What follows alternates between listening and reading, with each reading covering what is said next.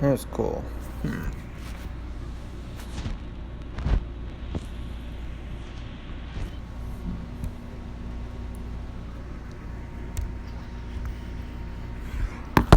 This is working.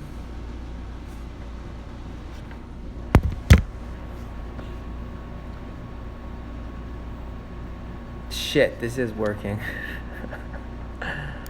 No. Hello. I was testing something and now I'm actually think I'm live. Hold on, let me just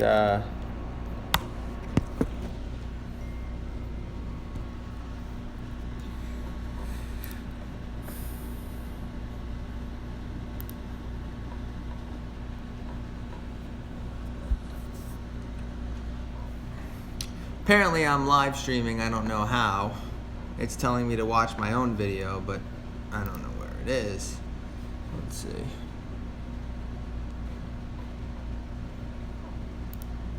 Bear with me, I'm gonna answer some questions and stuff. Just wasn't expecting this to work so quickly.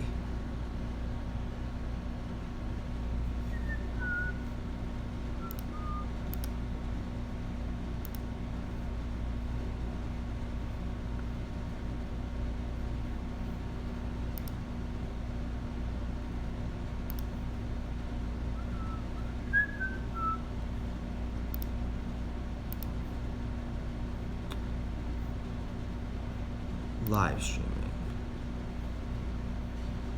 Super chat.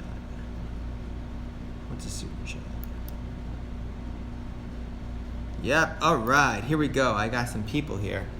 So I was lazy and didn't want to make my video, so I decided to do a live stream. Is the quality good in this thing? Looks pretty good.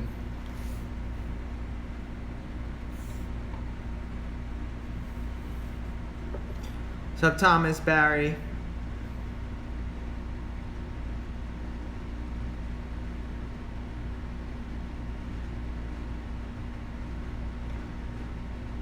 I'm just testing the quality of this. It's fine if it works. If it works, I can actually do some live stream things. I gotta pick like, a couple of times. I don't know, maybe one time a week where I can get on here at a solid time, like 7 p.m. Eastern Standard Time, and kind of answer questions and all that. Got back to New York, was in California. Wasn't happy about being in California. California was okay. It was just a little bit like mountain lions and shit and bears and like that from the city. Need a gun if there's gonna be mountain lions or bears around. Good evening, everyone. How many viewers do we have? We have 13 people watching on our little live stream that I epically messed up. Eddie, come say hi. You're live on YouTube. This is Eddie. Eddie's always eating something like ice cream or cookies or something, but he's just really thin, I don't know. When I'm stressed out. Sponsored by Ben & Jerry's. Hooligan Sadskin. How do you say that? Hooligan Sadiscon? I am good. I am doing good. I am tired. I just got back from California. Didn't sleep. Woke up at 5 o'clock in the morning. 5 a.m. Cali time. So it's like 1 o'clock in the morning for me. A little bit wired. Didn't want to make my daily video. So I decided to do this instead. You'd be surprised how hard it is to actually make a daily video on poker. You'd be very, very, very shocked on. I gotta come up with like different concepts and different ideas. We have 23 people watching. So for the people that are gonna watch this later, let me know what time is going to be best if I'm gonna do like a 30-minute question and answer every week on YouTube. I mean, it would be great to just do a simple 30-minute Q&A. Ask me a question and answer it. Oh, we got Fausto and SJ Cat, aka Pac-Man. It's crazy that I know a lot of you that are watching this right now. Jeremy, I know everybody. Thomas, I know. All right, let's 7 p.m. Pacific time, that's 4 p.m. Eastern Standard Time. All right, so let's do it this way. Ask 3 questions, I'm going to answer 3 questions, and then I'm going to end this as a test, and then in the future, I'm going to make this a lot better. Level up. We have a lot of stuff coming, a lot of Beyond Tell stuff coming. Do a little tour. That's one side of the office, that's the other side of the office. Leaving Vegas soon. Leaving New York soon. Heading to Vegas in around 11 days. Gonna be there the entire month. Gonna be vlogging every day. Gonna be playing and working nonstop. Yep, new hat. It's for Sony. Thomas, I'll post that video tonight about ICM Miser. I just recorded it. So 3 questions. Let's go. Good questions. Nothing stupid. Steve, you always have some sort of question.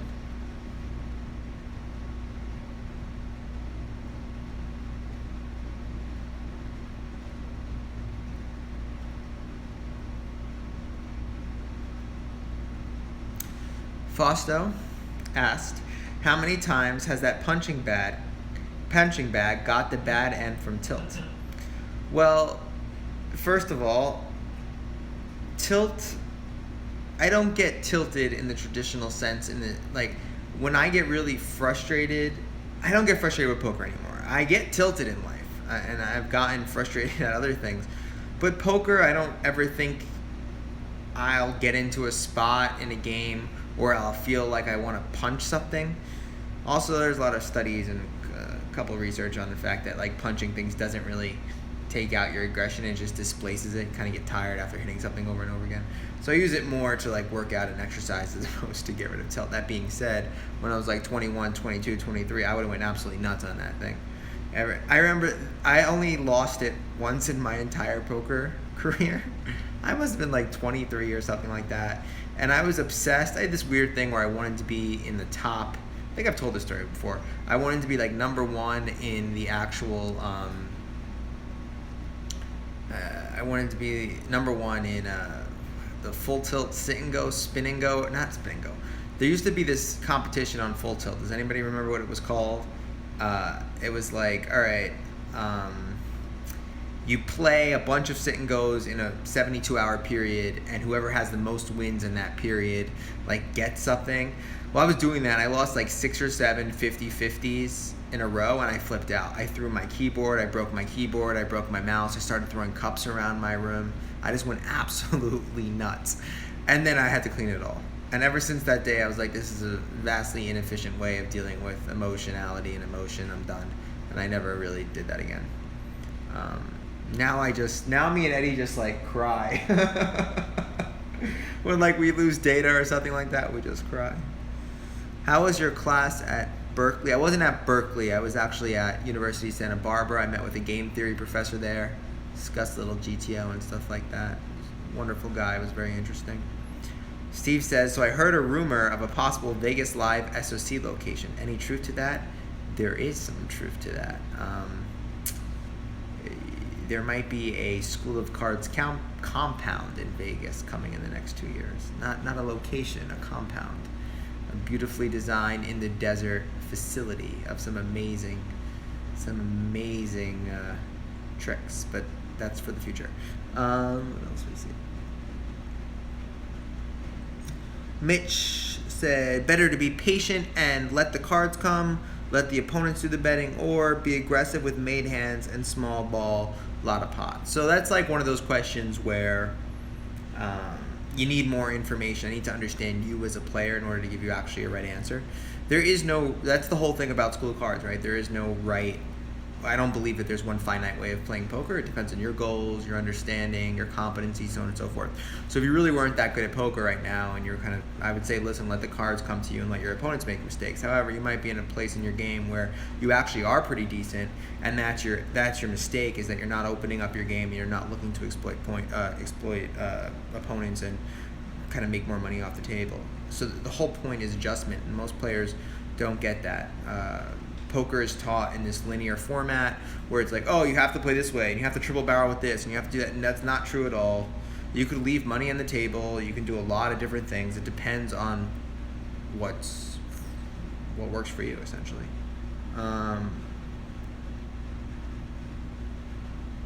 Foster says, who do I have to sleep with to get into this SOC place in Vegas? I don't know. Come up with someone. Do you have a favorite unique hand? My favorite hand is 7-9 suited spades.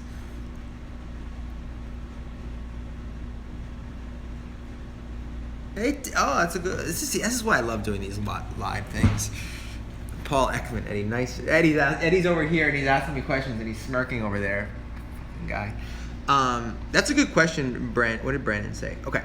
Brandon said, I know it's important to keep bet pre-flop raises consistent regardless of holding to keep range wide, but does position affect bet size? So he's asking a bet sizing question, and he's saying, listen, the standard advice with bet sizing is that you keep it a standard amount. Number one, to reduce cognitive dissonance and not have to think about those things, and also to just make your game not so obvious. Like one of the biggest simple correlational tells is like players will like raise 5x when they have ace X type hands. They'll raise 3x when they have something else, and 2x when they have something else. You don't want to do that.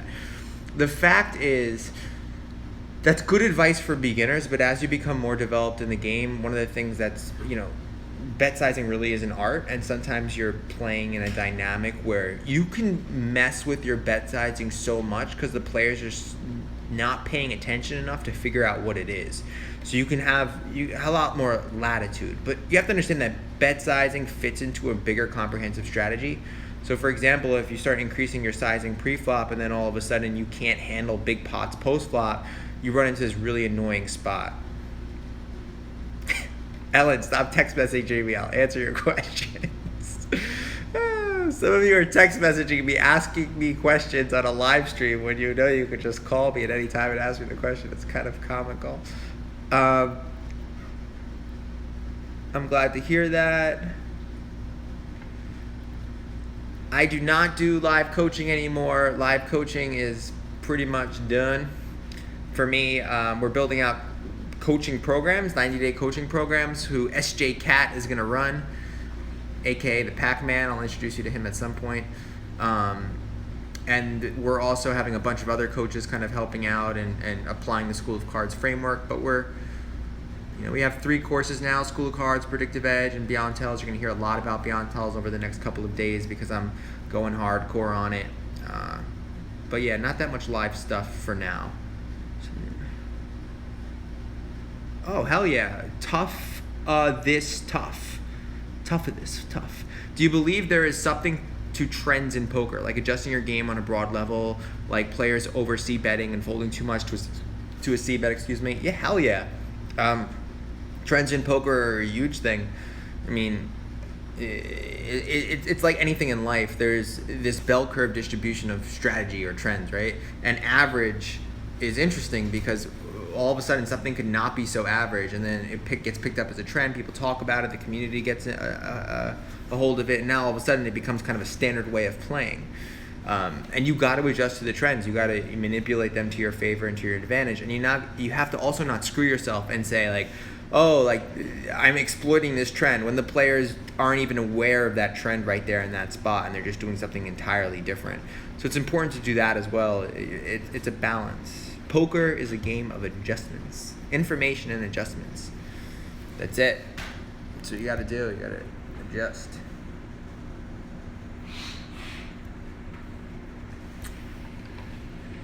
Yeah, poker is about, if we really get into the context of what groupthink is, come on, SJ Cat, let's talk about groupthink now. I used to teach group dynamics.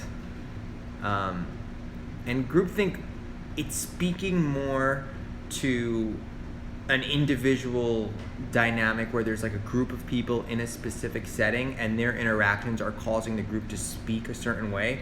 I don't think you can use the term groupthink to actually extend to trends in poker, but you can say groupthink in a group of like 5 people. So for example, you get like 5 players who play the game a certain way and they all validate each other's style. So it's like, yeah, it was really, really good spot. You know, you shove there. That's so smart. And everybody's like, yeah, so smart. But the reality is you actually get better by having people who disagree with you, which is why I like pairing up, you know, good players.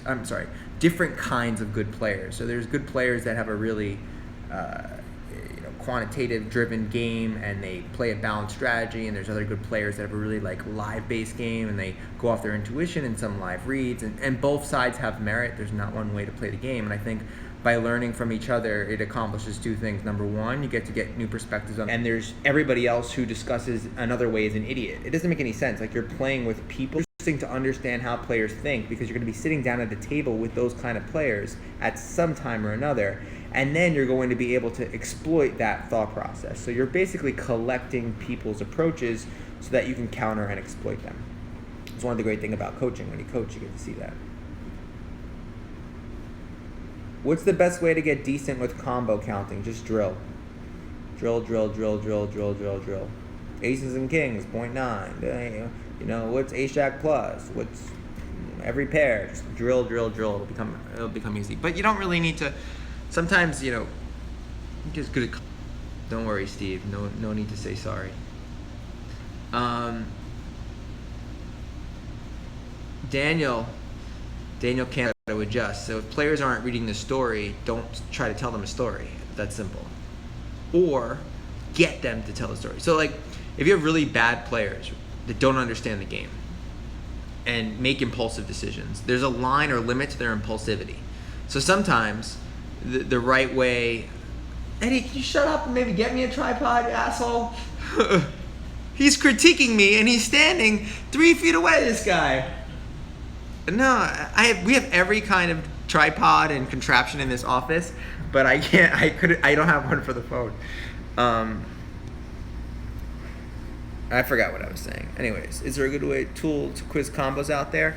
Download you could just download any range calculator and kind of put like tens plus and try to guess that in your head and then see if it's right or not. But the best way to really do it is to sit down and do the math. Like, what's 16 combos? What's 8? You got to conceptually understand that. Sign up for the Cash Game Fix. It's opening this week. That'll help you.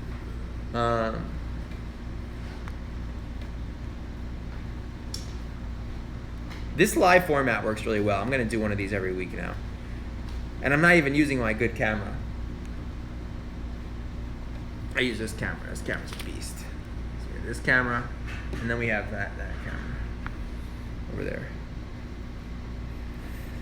Jay Elberfeld says, thoughts on folding KK in live 1-2.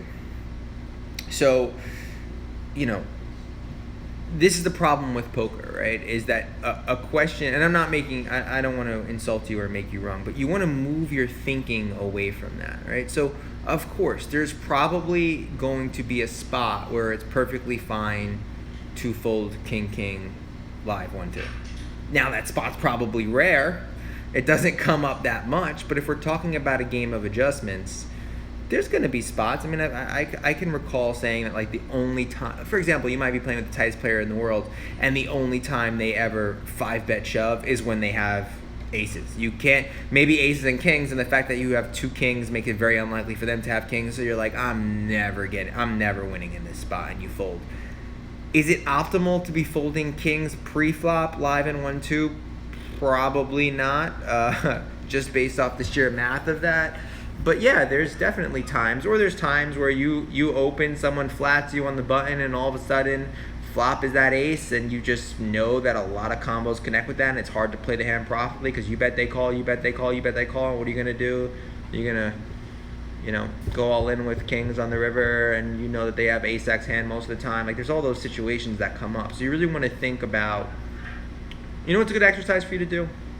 Create spots where folding pocket kings makes sense in a live 1-2 game, like where it logically makes sense based on the action, and that will have you see those dynamics.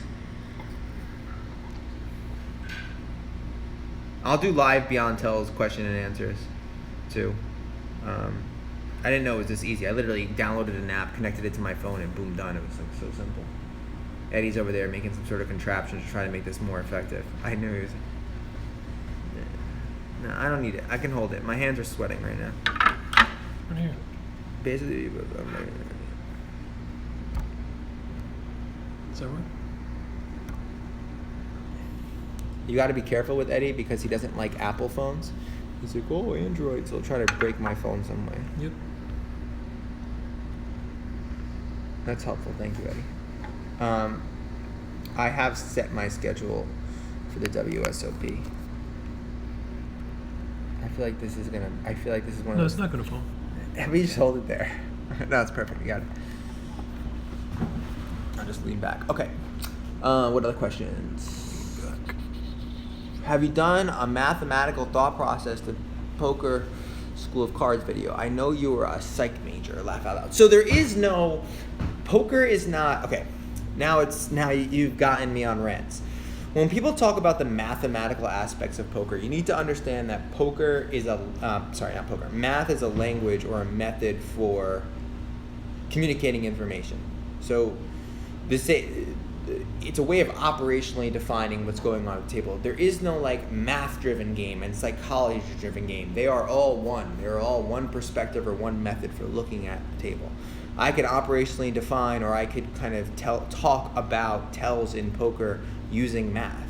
It doesn't mean that they're separated. I think that there's this thing that, oh, I'm a math-based player, or I'm a psychology-based player, or I'm a read-based player. No, that's just, when people speak like that, they don't have an understanding of the worlds of poker. So when people like discount live reads, they just haven't seen the effectiveness of live reads. It doesnn't mean that they're stupid or anything, they haven't had their eyes opened yet. And when people are like, oh, I'm a live-based player and I just go off feel, and they don't understand the combinatorics, and they don't understand how balancing your range could be optimal in certain spots, they don't understand that aspect of the game. So it's just really different ways of reaching the same goals, and it's not separate. I love math, I love psychology, I love nonverbal behavior, I love it all.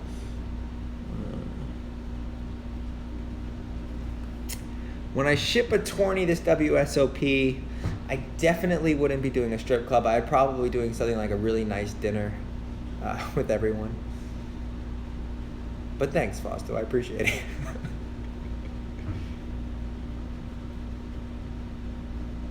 Eddie, currently playing Horizon Zero Dawn. Yeah, that's what I'm playing.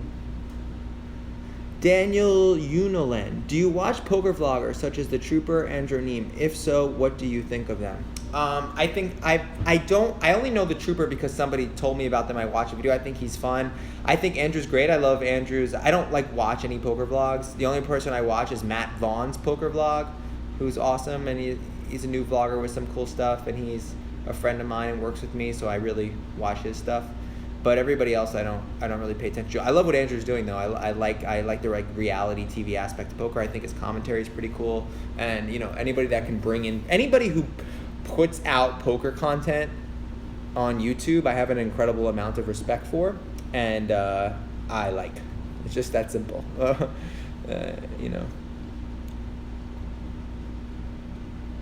Blake, do you have other people teaching your courses while you're away playing? My courses are no longer live. I've been spending the past 4 years building immersive online experiences. The stuff that we're about to release in an area of courses is absolutely insane. So you have to understand that I really pride myself on not just being like a poker player, but I really am an educator. I believe that I take this coaching stuff way seriously compared to others. It's not just like, oh, Blake talks. I really measure the stuff. I really see what works or not. I mean, we go into tons of debt trying to build out systems to make a learning experience more effective. And I think that there's a lot of exceptional poker players out there, but I really do feel that there's very few good teachers. I think there's some teachers that are exceptional for the right players at the right time, but there's not that many people that understand the life cycle of a poker player.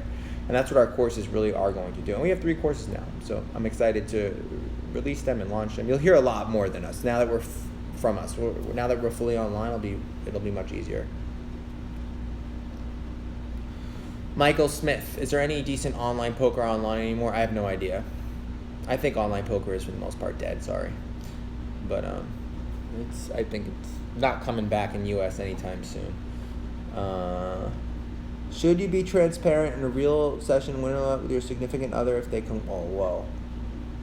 That's a deep question. Okay, Charles says, should you be transparent in a real session win and loss amounts with your significant other if they inquire? There's a video somewhere where I talk about getting your wife or significant other's buy-in on that. Yeah, I definitely do think you should listen. So if you have someone close to you and you know that they enjoy poker, what you need to do is you need to explain to them the value of the game, why you enjoy it so much, and you need to get them to kind of be your advocate. Like my girlfriend I didn't want to play last year at the World Series. She's like, you better play. Like, and she's like, you said you would play, now play. And she kind of helped me play, right? I mean, you need to have someone behind your back. It's not good to have a dynamic where you're coming home and your wife is like, hey, how'd you do? And you're like, oh, yeah, I ran really bad and I would have been up 900. Like, we don't want that story. We don't want any of that. We just want it to be strict and concise. So get them on your side, all right? And then be 100% honest. We don't want poker being the thing that separates a couple or just puts a wedge in between you and someone else. What about upswing poker? Yeah, I love Doug's stuff. I watched Doug's video. Doug made me laugh. Like, the guy's hilarious. I think he's a really good for the game. Like his channel, like everything he's doing. I probably definitely disagree with some of the things that he says, specifically about live poker, but I understand from his perspective. I liked one of the things he said. He posted something where he was like, people kept asking about live reads. Like, what about this? What about this? And Doug was like, listen, I don't make live reads part of my strategy, and I have a couple things, but I'm obviously not going to tell them. And I do have an immense level of respect for that. I don't think it's efficient when you're playing live poker. I think, like any player, I could open, like if I sat down with Doug for 2 or 3 hours, he'd be like, all right, I see the value. But he's so grounded in playing his approach, and if his approach works for him, I think that's great. And it's good to just cut off the dissonance instead of trying to guess it. Like, what does this mean? What does that mean? It's better to either fully integrate it or not. It's not good to do the middle ground. So yeah, but I don't know any of their content or any of their material except for the YouTube channel. Do you think it's good to 3-bet button versus cutoff? See, Christian, those are the kind of questions that you want to be careful of. Everybody, Christian just said, do you think it is good to 3-bet button versus cutoff open often? That's like this just random, that's like asking, let me think of an analogy. I can't think of, I'm usually good at these analogies, I'm not good right now. But it's just like asking a completely random question. I mean, there needs to be context that supports that. So you're talking about tactics and not strategy. So when you say, do you think it's good to 3-bet button versus cutoff off, that's a tactic that's part of a larger cohesive strategy. I don't know. If you have no money to your name and you're playing and you're trying to move up in stakes, that's a different answer than if you're trying to play with trickier players. Like, the more information you give, the more that could actually be answered. But because you didn't give me that much information, I can't answer the question. Basically, yeah, it's a bad question. But it's not a bad question. It shows your understanding of the game, and you need to work on the surrounding aspect. No, Billy, I posted that other video. They got rid of the November 9. It's no longer. They make 1 day break and then you play again, which I love.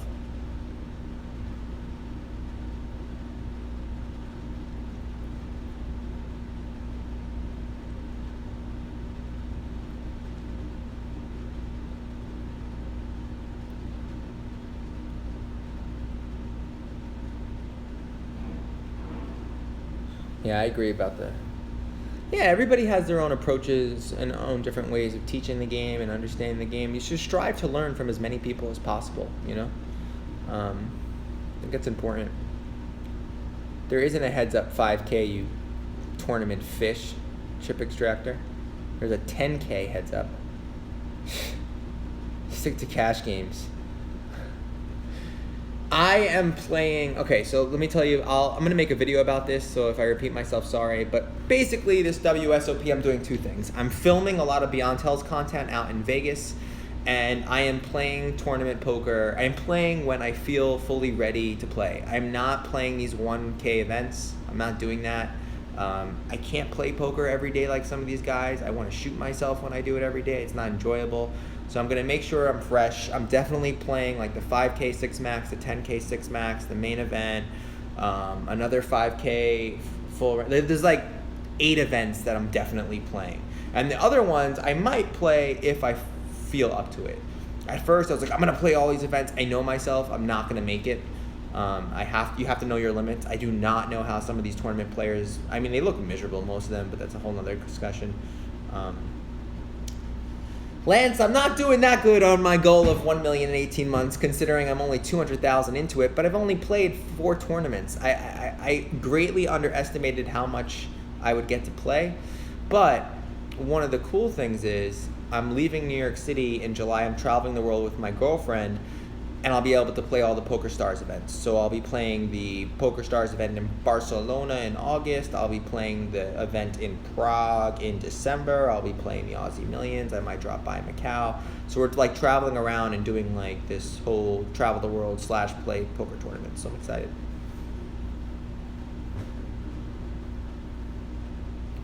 Aussie Millions for sure.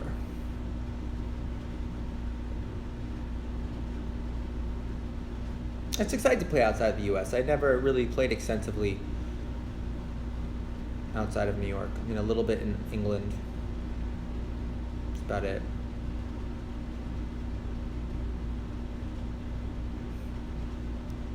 We don't have these Sony t-shirts in XXL. Thanks for the vibes, Lance. It's a cool name, Lance. What's your name? Lance Williams.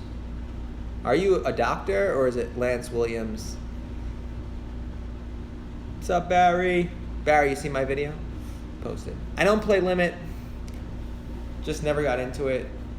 It's sad to say, but I'm really only good at No Limit Hold'em. I don't really have any other games. I'm working on my Do 7 game, but it's going to be a while. Probably going to go No Limit Hold'em, Do 7, and then Omaha. Emergency Physician. Awesome. I have a lot of doctor friends. PLO I'll get into at some point. My friend John Beaupre, always helping me out with PLO. PLO Quick Pro is his website. Cool dude.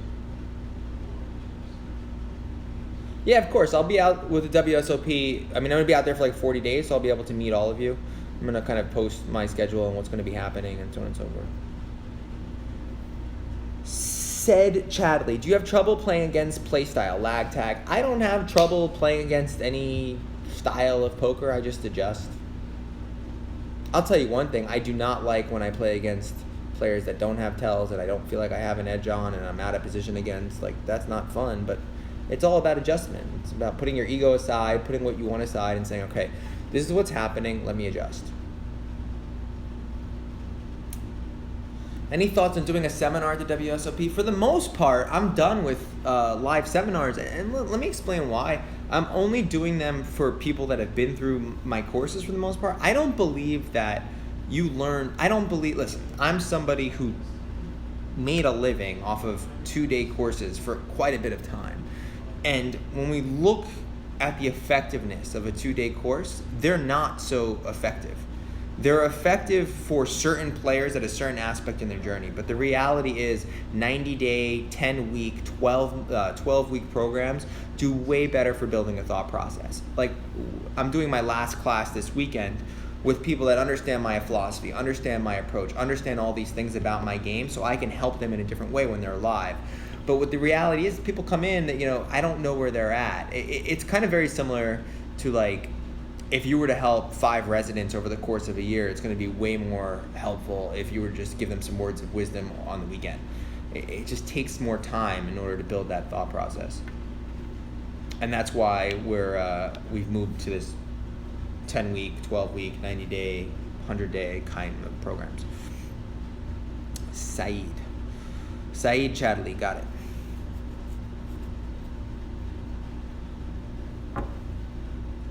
Where are you from, Saeed? Who is the sickest player right now? In tournament or cash?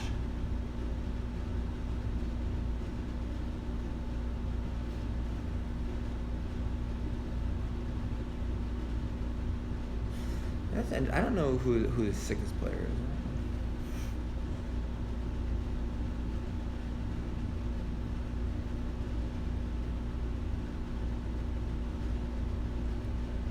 I'm going to be posting online.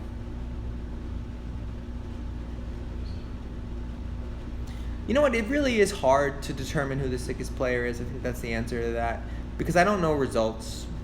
I believe, like, so first of all, you have to understand, from my context, like, I don't consider myself to be a professional poker player. I don't consider myself to be a hardcore poker player. I mean, like, I'm a poker business owner and then a poker player. And the reason why, I think, is the most important aspect of, like, a quote-unquote good player, in my opinion, is it's not just a good player at the table, it's a good approach. So I know some players that are really good, but they have really poor habits, and they have ups and downs in their bankroll, and that's not what it is. That's just like a tactical aspect of poker, or approach to poker. And I believe that the people that are just, like, consistently rising or consistently having good results are the ones. Like, for example, you know who I think would be great on the tournament? Obviously Fedor. I think Jason Kuhn's very good. I like his approach. I like anybody who takes, like, a holistic approach to getting good in their health, getting good in their well-being, all that. Saeed, I don't know Kassoff or Kaskov, whatever his name. He was right behind me when I was playing last year. I don't think that his speech play has any real rhyme or reason to it. I think he just talks. I don't think it's tactical in nature. I mean, speech play has a point to it. I think he just tries to annoy people, which works. And I don't know how I'd be interested to really sit down and think with him. Like, listen, man, like, what's the cohesive strategy behind why you talk at the table? Like, what's the reason? What's the mechanism? I don't think he'd have an answer, to be honest. But who knows? Maybe I'll ask him if I see him. I'm like, hey, man, what's your strategy? What was the best part of my day today? Getting back to my office. I was on a flight from California. When I finally walked in here and it was cool, it felt great. Look, I got a little red. That's right. I'm speaking. I don't think most people have the level of self-expression and confidence to ask like William Kassoff. Damn, that's a good question, Steve. Steve said, they will be tougher penalties this year at the WSOP. Agree or disagree? I hope that they're going to reduce penalties. I think for the most part, penalties are ridiculous. Maybe not. Ugh. I don't know what to say about that whole thing. Like, it's like the good for poker argument. So, I don't know. I don't know how to answer that. Yeah, Tatas and Brewskis, thank you. You said 200,000 in WSP winnings last year and 220s. Most people will consider that pro, or definitely way better than the norm 1-2, 2-5 players' expectations. But you need to understand that professional poker player is like one that makes their sole income from poker. Like, I'm fully hedged in so many different ways. So I can go play tournaments, and if that doesn't work, I can consult more. If that doesn't work, I can play, sell my courses. If that doesn't work, I can play live cash. I'm not in that grind of, like, playing online. Oh, Trasher N, want to ask you respectfully, can you beat NL 200 online? It's a good question. I have no idea right now. Put it this way. If you want an NL 200 coach, it's not me. If you ever want to get a coach and you're about to grind online, what you want to do is you want to find a coach that is crushing that limit and learn from them, because they understand the trends, they understand the approach, they understand all the different things. Now, maybe your game sucks so much that you need some foundational stuff, then you come to me for that. But usually, some players will come to me like, Blake, I want to crush NL 200. I'm like, here, listen, I got someone else for you. You got to find someone who's crushing that game online. You can't go to me.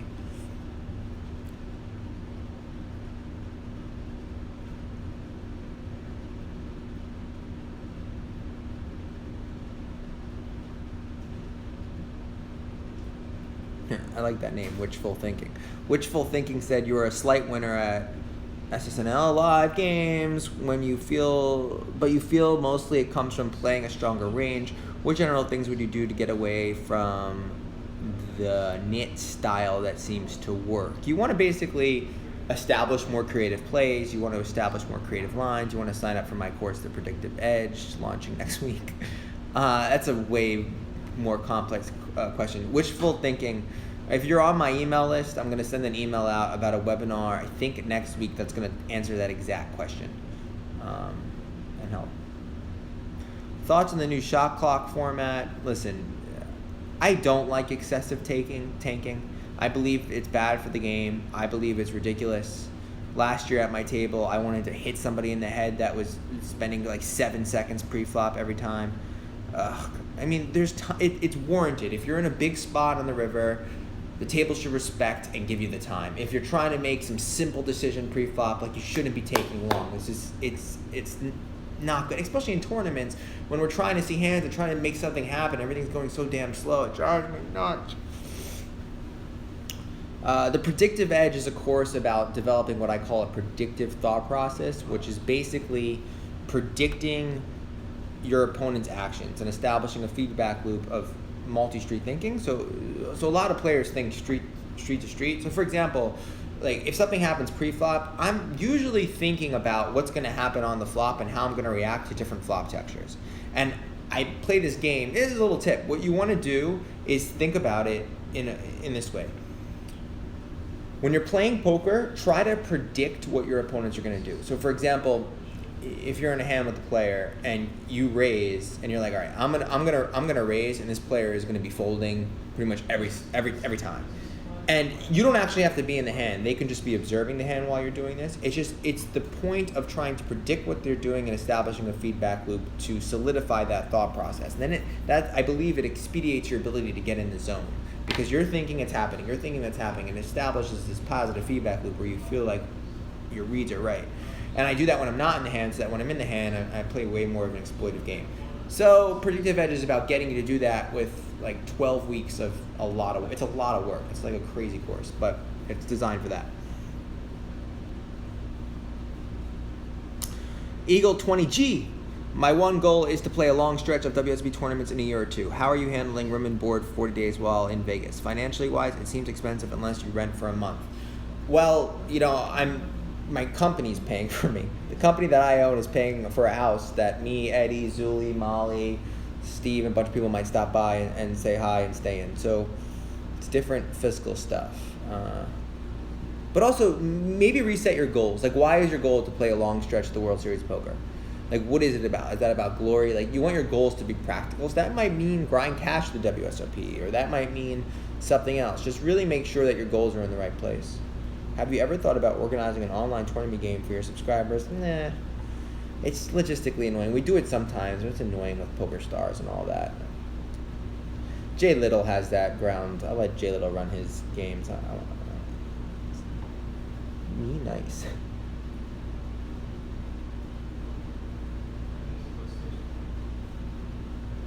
Oh my god, I've done this for 45 minutes. I was supposed to do this for 10 minutes because I didn't want to make a video. I ended up talking for 45. I think I'll do this once a week from now on. This is not hard. This is really fun. Smart goals work well. I like OKRs better. You can Google that. It's a different approach. It's like a Silicon Valley approach to goal setting. Check that out.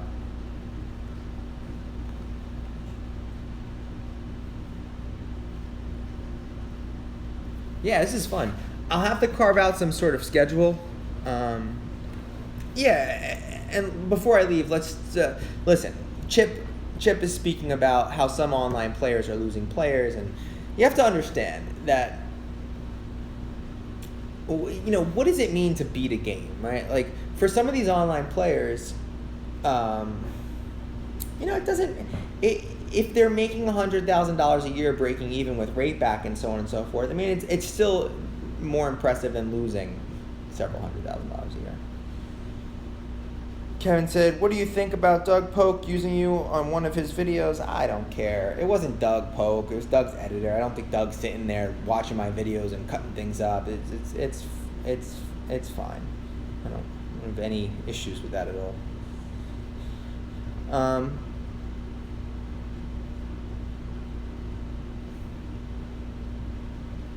You can't be results oriented when you're playing so much volume. It's not the way to be. I mean, I don't believe that.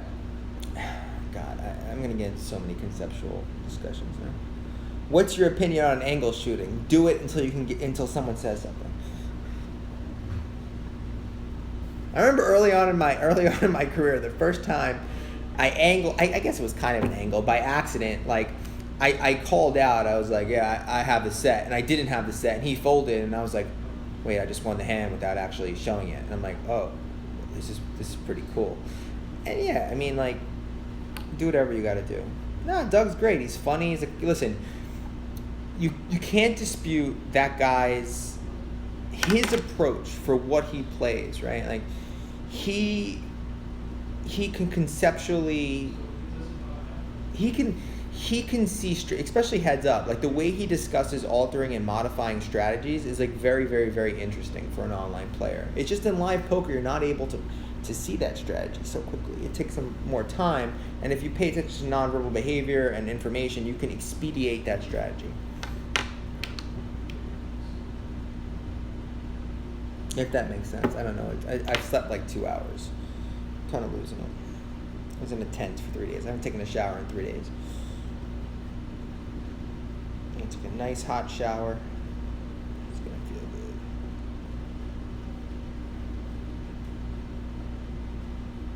Yeah, online's not coming back to the U.S. anytime soon. I agree. Online poker's dead. R.I.P. Done. If it comes back, it won't be like it was before.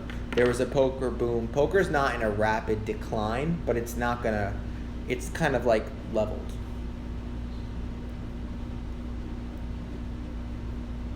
Poker doesn't follow a cyclical capitalist structure where it's gonna be like, doomed. It's not gonna happen. All right, guys, I gotta go, or else I'm gonna lose it. Thanks for watching. I'll talk to you all soon. Adios.